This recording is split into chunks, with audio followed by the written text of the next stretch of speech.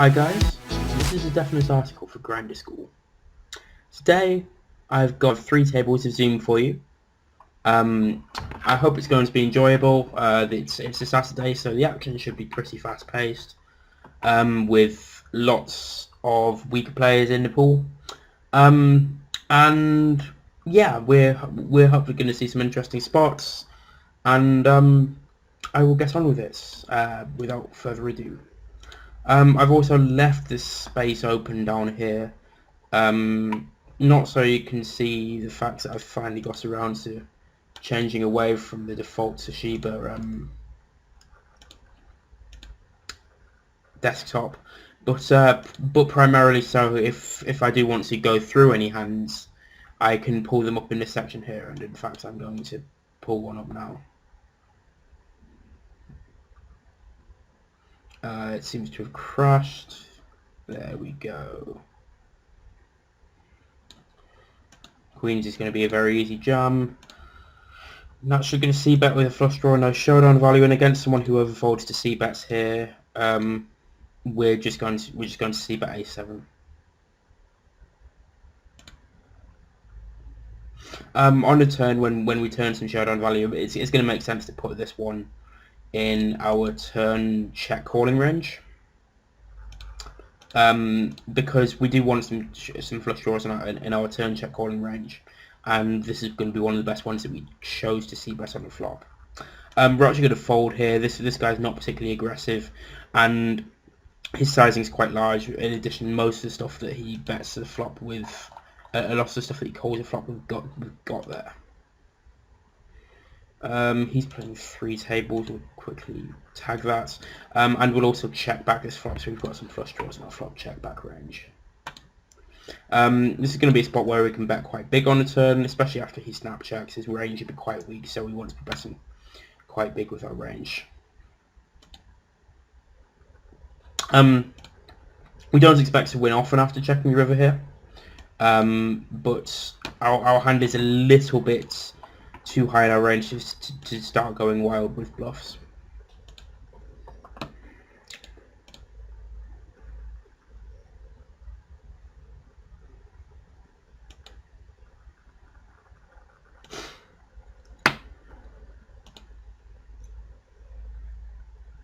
We're going to 3-bet ace-jack here.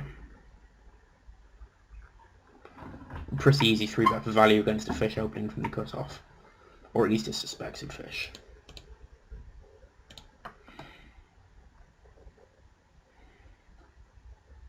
Here the big blind seems to be folding quite a lot to c-bets, so we're going to make a fairly loose c-bet with the king 8. We're squeezing here to isolate the fish. We're not particularly delighted being this deep to squeeze relatively reverse implied odds heavy hands such as king queen off, but getting heads up with the fish is going to be very valuable. We're opening a slightly wider range than 2.5x our range here because of the 2 fish in the blinds, and stacks are sufficiently deep that we really don't want to be folding much against a normal size 3-bet.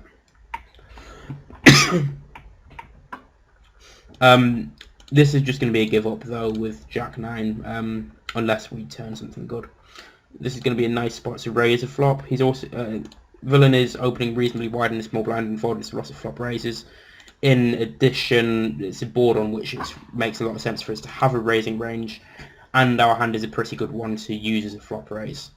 We have the gut shot and the backdoor flush draw, which is almost certainly a profitable call, but it's sufficiently marginally so that it's quite likely to be a more profitable raise. We're going to 3.5x our strong hands against fish in the blinds, and this is just going to be a spot where we're sort of c-betting for value / protection on this board. We can get called by worse somewhat often, and also it's going to be a good result for us if they fold 10-9, well maybe not 10-9 but Jack 9 on that board. Pretty horrendous run out, so we're just going to fold this river.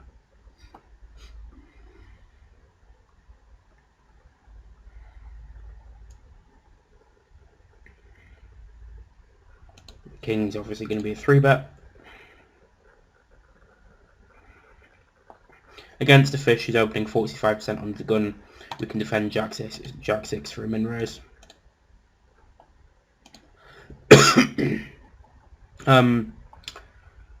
Let's have a look. I don't have the sample.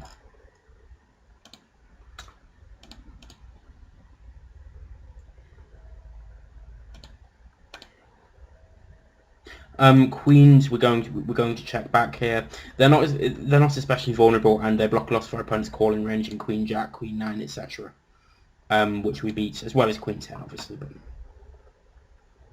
But okay, so Ace King we're going to call. We just don't want to call instantly.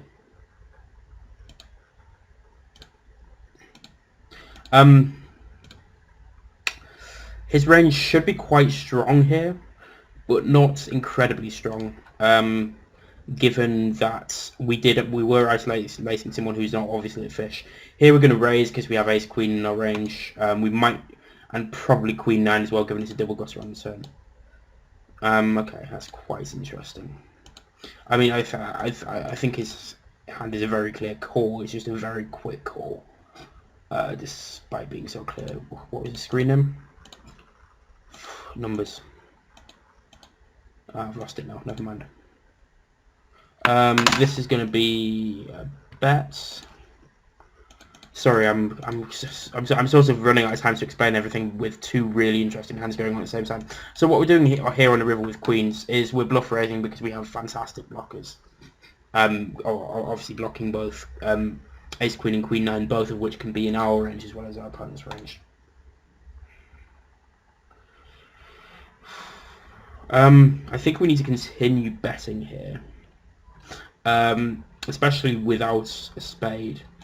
It's generally a hand we want to be looking to get 3 streets with, considering the flop SPR.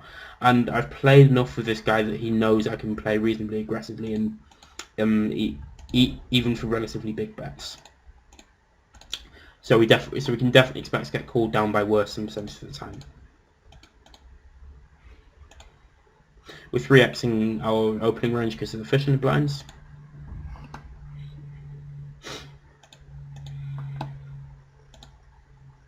Small blind. Okay.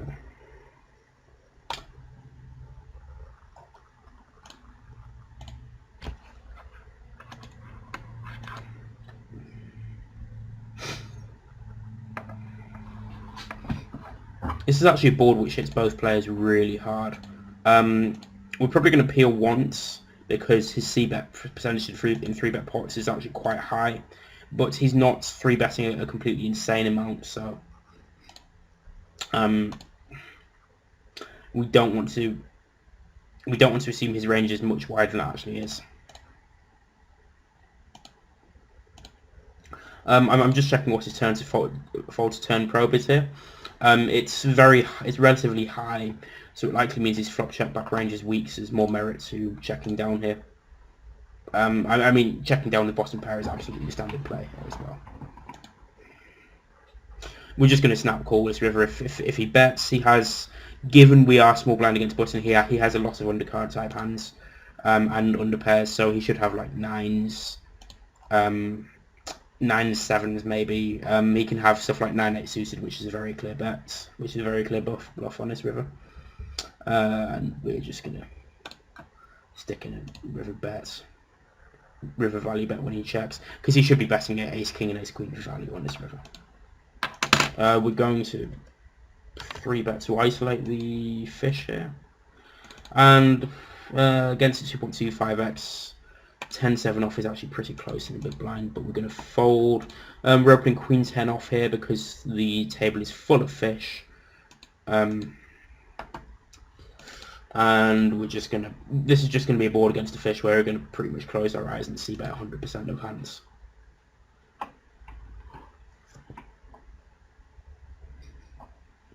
Against the min raise from a 53% button opener, we'll be peeling Queen 5. Unless it's a 3-bet. Hirok is playing one table. I think we just want to check this river. We don't win that often, but we don't expect him to fold many better hands, and we can sometimes win against like Jack 10 of clubs, which decided not to bluff the river. Okay, 6-4 of diamonds. Maybe he might fold that, but we can't know for sure.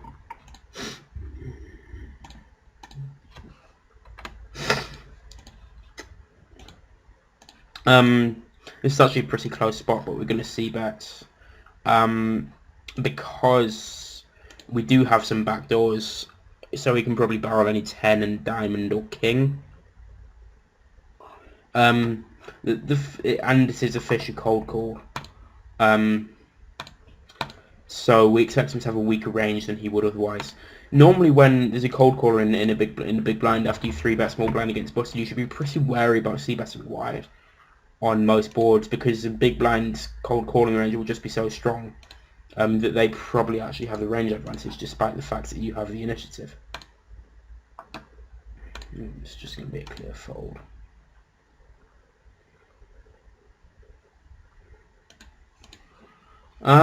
Here we're going to lead pretty large. We're the only player who can have a flush or a 6 here, really. So we're leading large to get value from the fish, really. We don't expect to get paid by the reg very often. Ooh. That's not fantastic, because a lot of the reg's turn calling range, given he knows that our range is pretty strong, should be stuffed with a club. For that reason, the plan, we could possibly consider check raising this river as a bluff, because we do block some. Wow, I don't think he's good at calling his turn after we bet our size with ace 2.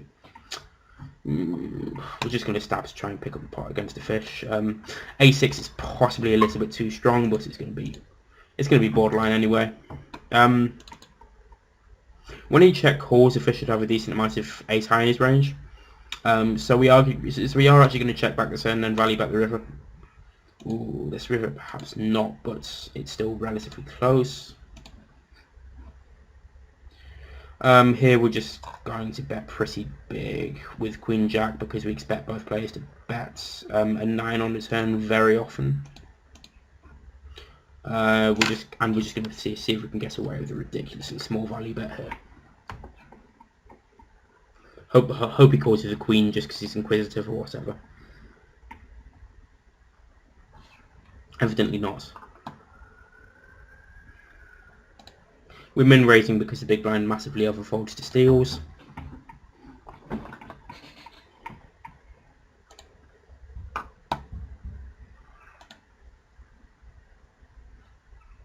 We're going to 2.5x our range here because of the fish in the small blind. That means we should be opening a bit wider than normal, so we don't want to be opening as big as normal.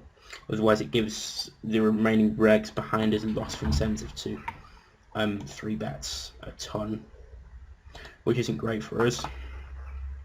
So notably, the person who called in the big blind here is very tight, but it's the fact that we flop such a decent hand means that we can just keep betting, especially because, wow, he has 37% flop raise. I mean, this is a very obvious call, but it's not a spot we're delighted to be in. And we definitely can't bet this turn, just in case he's going for some wacky double check raise.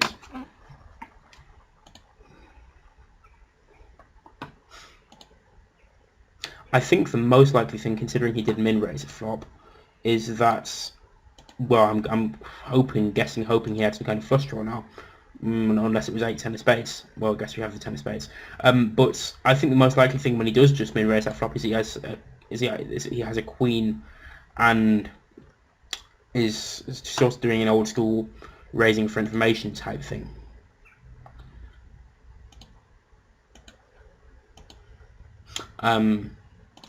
I don't know what he's pot folding the river with there. Maybe a straight? I don't know.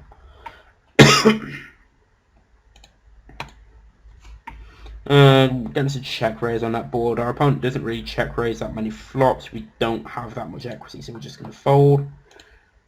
King Jack seems like a pretty standard check call. Ooh, I think we're going to check this. So I think we're going to check this river. The two options really are check or overbet. So the problem is, on this particular river, Sure, spades get there, but if he has a modicum of hand reading ability, he should realise that we have a lot of 5s through 9s type hands. So ace high is very often good. So he's not folding ace high, so it makes sense we shouldn't bluff king high. If for a sizing against which he's not folding ace high. This guy is folding a ton of flop raises, so I'm just going to kind of abuse that by making a far too loose bluff raise. We could possibly overbet, considering he can't really have boats or even flushes, but I've always been wary about overbet bluffing against fish. So I think just giving up there, given we should sometimes win at showdown, is the best play.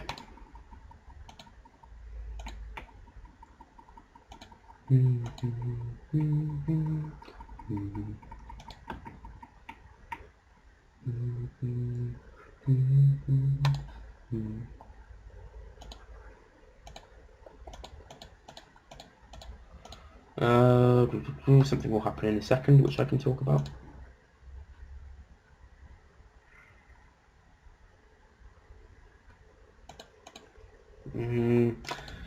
It would be pretty borderline. The fact that small blind are called against 2 regs, but with a fish, I think ace-4 is pretty standard defend. Excuse me. Remnants of hay fever, so I've got some phlegm in my chest. I think, given he's defending the big blind, so he has a pretty wide range, we can definitely see bet queen 4 with a backdoor flush draw. This is going to be a very good hand to check raise with the gut shot and the backdoor flush draw. Plus, given it's 3-way, we shouldn't really be defending his wide on the flop by calling, so using it as a raise makes a lot of sense. Here, we're going to call despite the big sizing.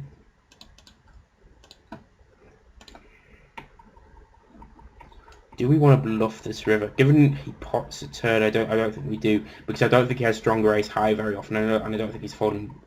I don't think he's folding better very often either. Wow. Okay, what is he doing? Given we don't have 10-9 or king 10, and villain has both, and we can't raise this river with queen 4, which is a bit of a pity. Against the fish, when it's a fish that opened, I think, given the odds we're getting, we can defend queen 3 here. Given it's suited as well, suited cards are good. Once again, top quality strategy on grinder school. Obviously can't fold top pair. Still top quality strategy, but that sounds kind of facetious. But if you play a strategy which involves regularly folding top pair, I'd be surprised if it's a good strategy. Let's just put it that way. No, he's probably just a semi-fish, given what I've seen. Queen 7 with the 7 of clubs. I think this is just about being in our folding range on this flop. It's definitely a board on which we probably have to fold more than our minimum defense frequency. Queen 7 is probably going to be marginally minus EV to call, I would guess. This guy's folding far too much blind against blind, so we're going to just abuse that. He 3-bets. He folds 53% to 4-bets, but we are just going to fold. This isn't quite a board that we just want to stack 100% against a fish. Despite the fact that it doesn't smash everything. He does have a lot of gut shots on this board. Don't like that river at all. Because 9-10 etc. gets a pair to beat us, we really can't call this river. We're going to 4-bet this button here. The reason being that, well, ace off is in my standard button 4-bet range, but also he's folding a decent amount of 4-bets. And it definitely isn't a hand which is strong enough to call. We flop a big draw here. Yeah. I think that seems like the sizing I should be using on that board. It's relatively wet, but our opponent doesn't have a ton of super strong hands. And when our opponent checks this board as a pre-flop raiser, it's just going to be a spot where I'm going to bet more than 100% of my range, then bomb the turn with most of it. This is a good spot to overbet the turn. Basically, villain should be raising nearly all his nutted hands on the flop. So that means it's capped. We have a ton of bluffs still, but we also have a lot of hands which can be value bet for any size. When he check calls and bets the river, I think he is beating ace queen too often to call.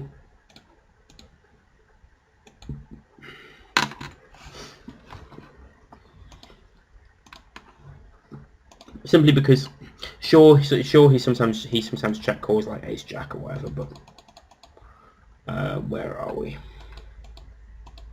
Yeah.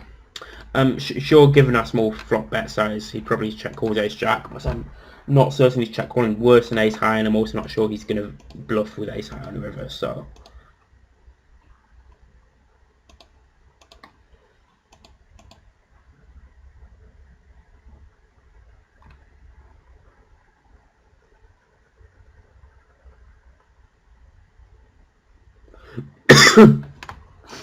Ten ace off, very standard defend.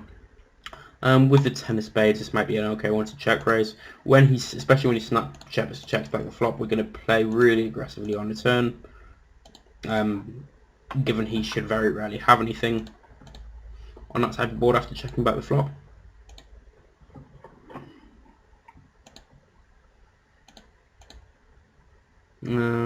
Jack 3 suited is a little bit too weak to open against two kind of okay regulars. This is just going to be a board on which we see about 100% against a fish. Nines, we would open about, we would 3-bet against some regulars on the button, but not this one, who doesn't open quite wide enough. It's actually pretty close between the call and the fold. We're going to call this time.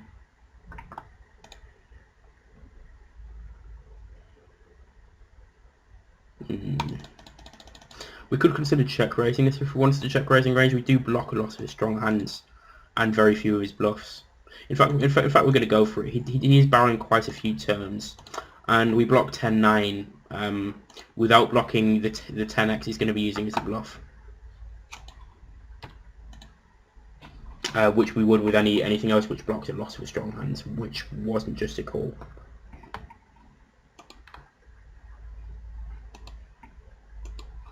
And we have all the combos of 10-9 and ace-10. 8-4 can be either a call or a 3-bet. Whereas it's not going to be strong enough to call on this flop unless he bets like 180.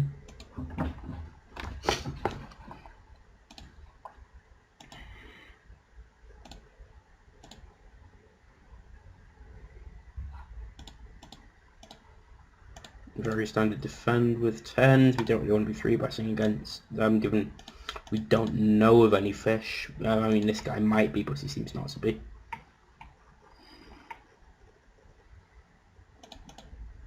Ace 4, obviously very normal defend.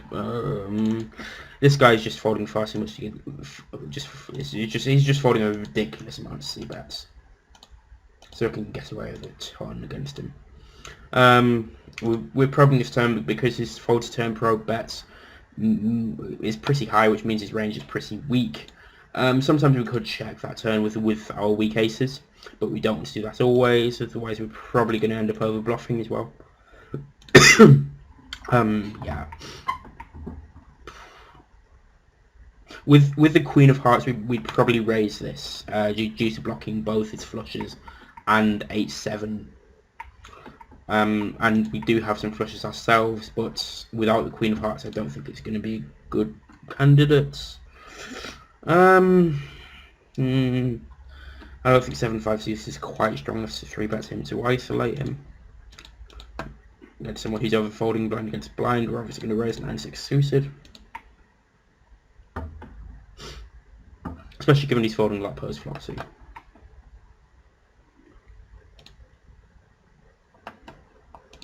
Eight 5 off is probably just about a defend. 8-4 I'd probably fold.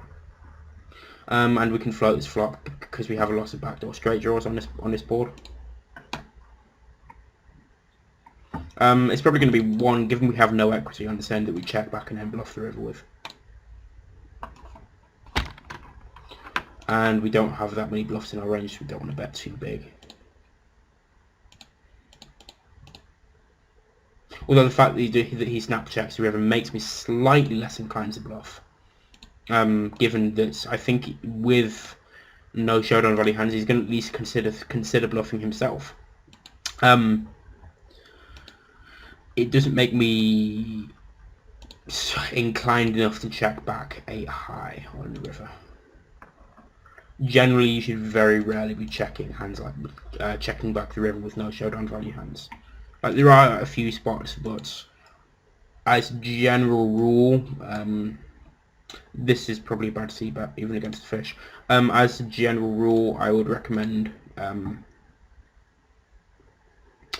betting rather than checking with those types of hands. We wouldn't normally call fours on the button, we just call them because of the fish and the big blind we want to play with.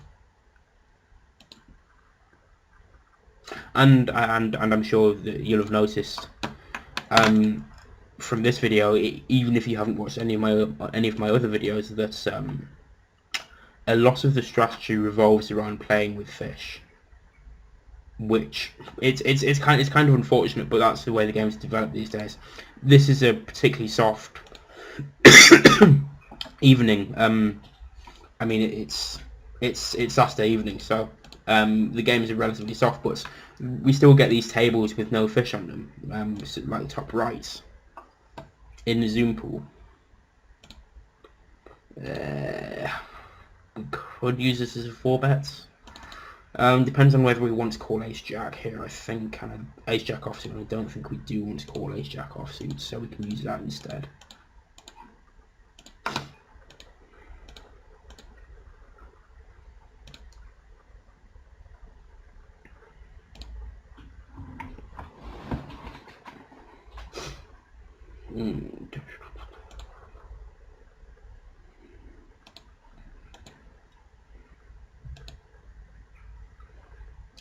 Against the 47% opener, we don't want to defend Jack 4 off. We might consider it once he's getting into the high 60s. Against what's probably a weaker player, I've got him marked as weak side, but that's probably from an old database. We're just going to bet strong draws because they're strong draws really, despite the fact that we have showdown value.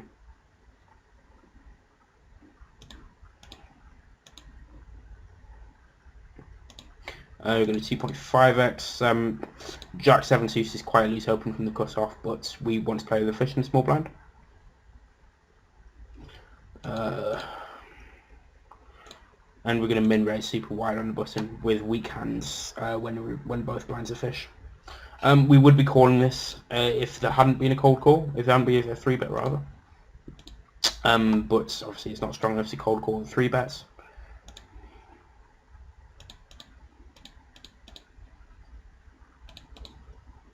And this is just going to be a check to showdown with a pair of 6s.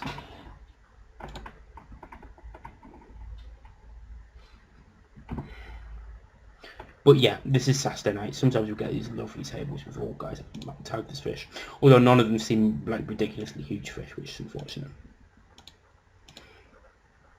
Okay, he actually seems like a regular given his stats. He's 4, I'm going to 3-bet.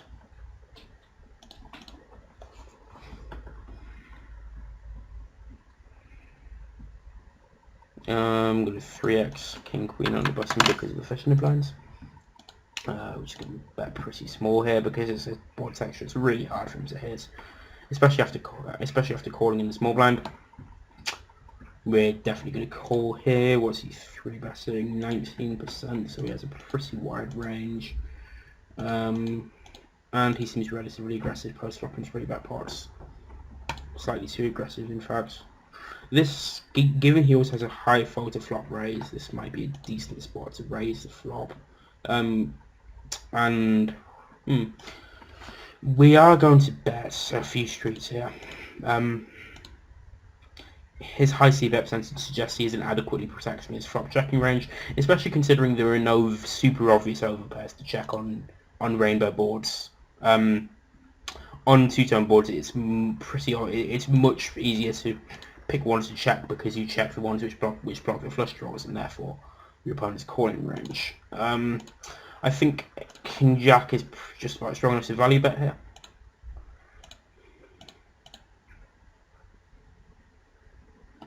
I'm not sure. I think we can probably get away with a pretty small value bet on this river. Here, I don't really expect him to fold anything stronger, given I don't think he's going to see bet ace-10 through ace-queen.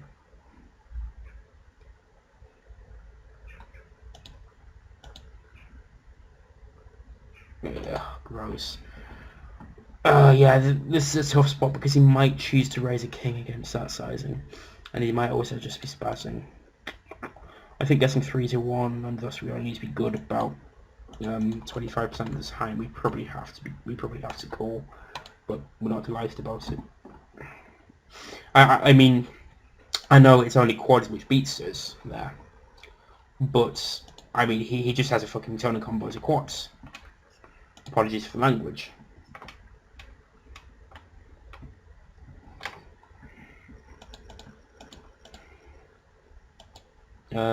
Fishing big blind, so we're going to 3x that range. We're going to call here. Against a 16% undergun opener, it's quite close in a small blind. But given his efficient big blind, I think we're going to want to be calling much more often. Yeah, let's bet like 4 because our range is pretty strong here. But we do also have queen or the queen jack and jack hands suited that we want to bluff, so it's not like we're absolutely bluff dry.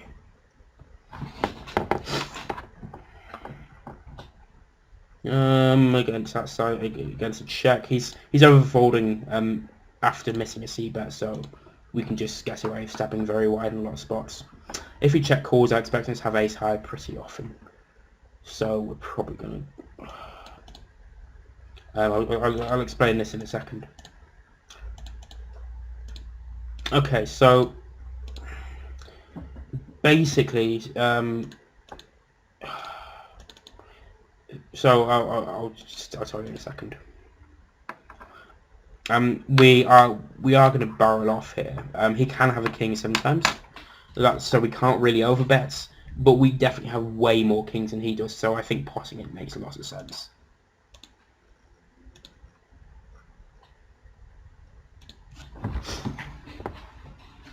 Because he has a ton of bluff cuts in his range, he should have a range which consists largely of ace high, and we want to make all of that as close to indifference as possible.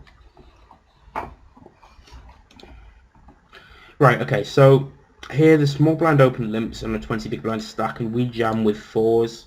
The important thing to know is I don't have fantastic MCC knowledge or indeed heads up sync go knowledge. You should, if you want more detailed discussion of the spots, I'd recommend asking the ground school instructor against time. But I'm pretty sure that 4s is a profitable jam, rather an unexploitable jam for 20 big blinds.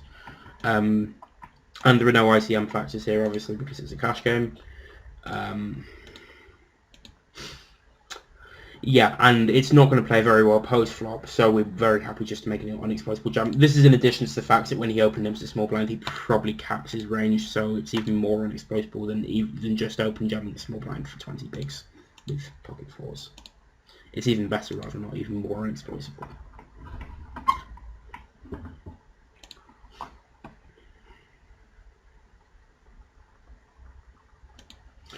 This is such a small 3-bet. If we were 250 effective, we'd definitely call, but that's 100 effective, probably not.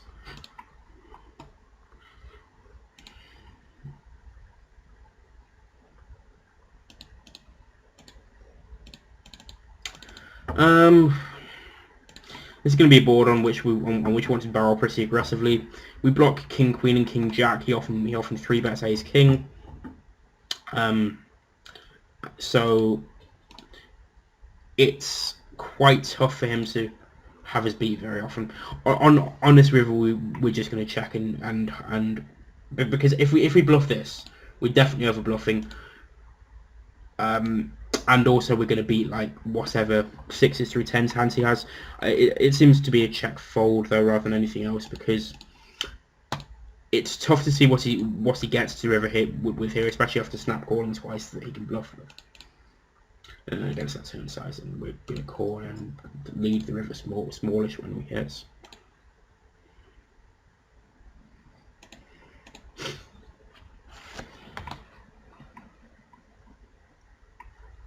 I think this is probably a raise fold spot on the river.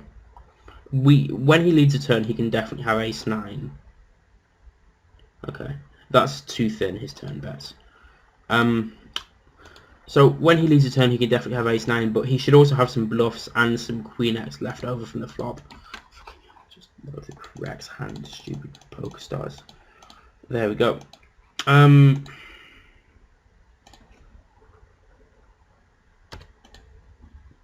I'll explain the river donk there in a second. Yeah, so I think we can definitely get value from worse. He should have 10s sometimes there, maybe occasionally aces, especially with the ace of hearts.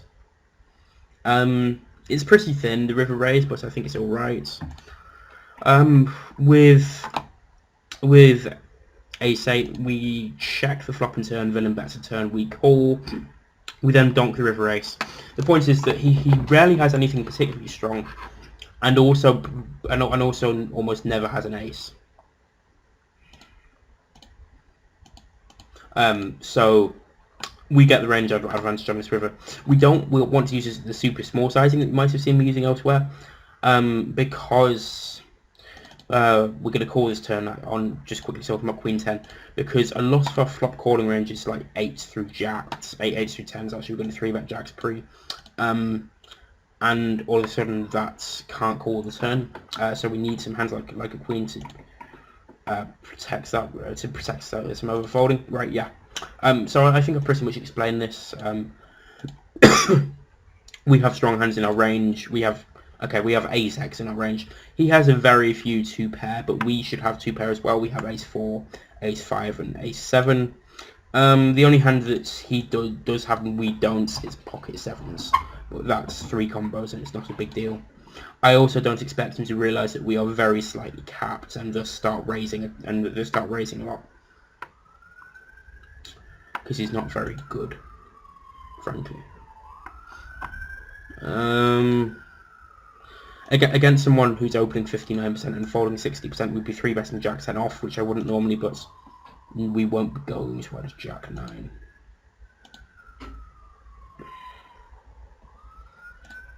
Ace 5, very easy call.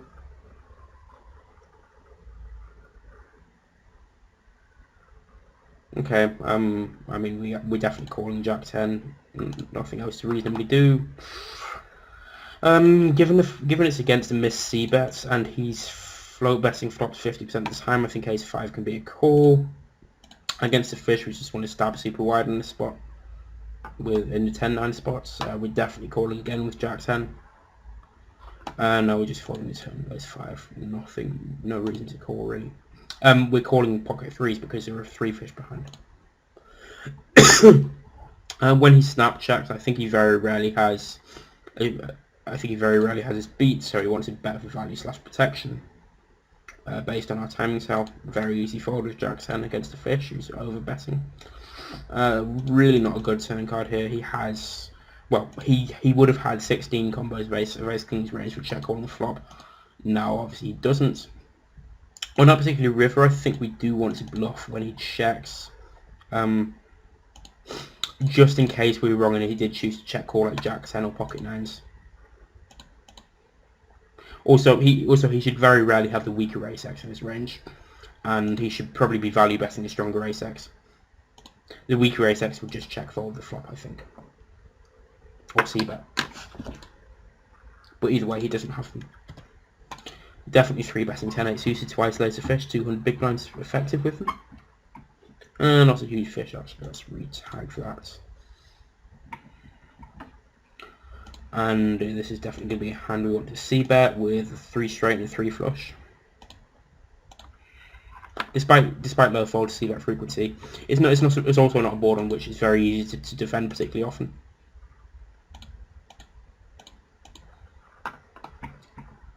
We're gonna fold Queen 4 despite there being 2 fish in the blinds. Something will happen in a second. Opening, he's overfolding. Definitely defending King 3 against the mid-raise. This is going to be very easy to check call on this flop. We don't want a raising range on this flop because we'd leave our flop calling range too weak. We can possibly consider check raising this turn with some of our range, but I think King High actually has a somewhat too much showdown value to do so. We want both a larger and a smaller, a range of betting larger and smaller here on this river. Okay, let me actually pause the game to explain that because it's really quite an interesting point, that river bluff. So we'll play out this Queen Jack hand first. His call is fine. I'll just get that out of the way. Don't think I really quite want to see bet Queen 8 here, given the big blind is well, not quite over defending, but defending quite a lot against flop C bets. We're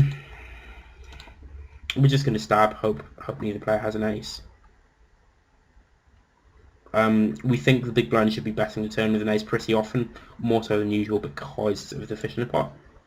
Right, okay. So, here in this hand, we defend against the min-raise pre. We check call the flop. As I said, we don't have a flop raising range. So we do reach the turn with all the combos of pocket 6s, pocket 4s, pocket 2s, some of the combos of 6-4 suited and 5-3 suited that we decided not to 3-bet pre. All the combos of queen 6, all of the combos are Queen 4 suited, and all of the combos are Queen 2 suited. On the river, we also have 7s through 9s, which we can value bet here, and we can also value bet in any random 8 we looks into on the river. Okay, so we clearly have some really very strong hands which we can value bet for any size after he checks back the turn, given he should always be betting pocket 8s on the turn for value, and I think he's good enough to do so. Those, I think it makes a lot of sense to bet a very big size and overbet with. This is talking about our value range just for a second temporarily. We also have some slightly weaker hands that we can't just bomb because we'd end up isolating ourselves against a stronger part of our opponent's range, but we do want to bet, and because we want to value bet them and for quite a small size, we end up with a weaker range than our bigger range than our stronger range, but because these caps, this doesn't matter so long as our smaller betting range. This is in theory, right? This is in theory rather than practice. I'll explain the practical bit later. As long as our smaller betting range isn't particularly capped relative to his range. So, for instance, let's say our opponent checks back the turn. Let's say we have a number of hand values 1 through 10. 10 is the strongest, 1 is the weakest. Let's say in checking back the turn, our opponent caps himself to 7. Now we can bet 7 plus for any size. We can bet a 7 or better for any size on the river, because we at no point can our opponent call with a range such that we're not ahead of our opponent's calling range. Well, with the 7 we'd be chopping eventually, but that doesn't particularly matter. However, we probably also want to value bet a 6 and a 5 on the river. A 6 and possibly a 5 on our river there. So we also want a smaller sizing for the 6 and the 5, because if we bet whatever size we're betting with the stronger hands with the 6, and even more so a 5, we're going to end up in a spot where those hands are isolating themselves against the 7s, and thus the value bet is really bad. It's going to lose lots of money. So they want to bet a smaller size. So our opponent is forced to call more hands, and thus they can adequately value bets. However, because we don't want that range to be capped to a 6, and have our opponent able to raise his remaining 7s in his range for any size, basically what we're going to want to do is keep some of the 7s in our range. So what we're going to want to do with 7s is we're going to want to split them between the two ranges. We're going to want to put, I mean, it doesn't matter specifically how much, let's just say half of each. Half the 7s in the small betting range with the 6s and the 5s, and half the 7s in the large betting range with the 8s, with the 8s, 9s and 10s. Okay, so that's a value range construction with a bit of a talking about hand strength in terms of numbers is often much simpler than talking about it in terms of actual cards. So we've got value ranges. We also need to look at bluff ranges. Now, when we're just talking about card numbers, when we're just talking about hand strength numbers, what bluffs we put in what range doesn't really matter. The reason being that each of them is pretty much the same. When we have a 1, 2, or 3, whatever size we bet, when we get called, we lose. Okay, so it doesn't matter in that context. It does matter in practical poker, because some hands have blockers. That is, they stop our opponent having particular hands in their range. Now, the interesting thing about blockers is that naturally different ranges are blocked by different cards.